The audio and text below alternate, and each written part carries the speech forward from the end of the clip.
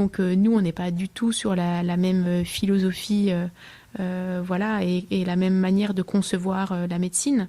Où nous, il y a quand même un peu le patriarcat, enfin, le côté médecin tout puissant. Ah, voilà. Tu ne retrouves pas du tout cette hiérarchie. La hiérarchie au Canada est beaucoup plus horizontale et en France, c'est plutôt très vertical. Bah, bien évidemment, j'ai préféré le modèle canadien. Ouais.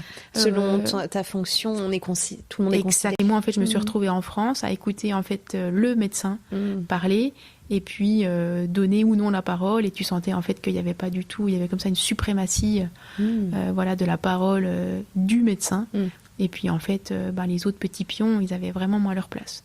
Et puis bon, voilà, clairement, en fait, il y avait aussi moins de place donnée en fait à la réflexion éthique.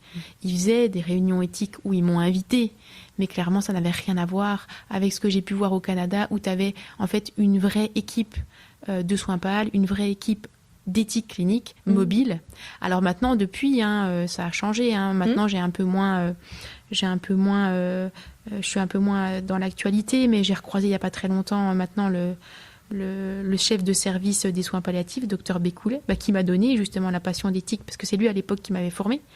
Voilà, on a reparlé, effectivement, il y a des choses qui ont changé, parce que moi je vous parle de ça, c'était maintenant il y a presque 10 ans que je suis partie au Canada.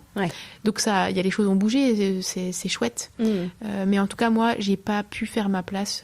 Voilà, quand tu aurais pu apporter quoi en tant que psychomote dans la réflexion? C'est centré beaucoup sur le corps, les émotions? Oui, c'est ça.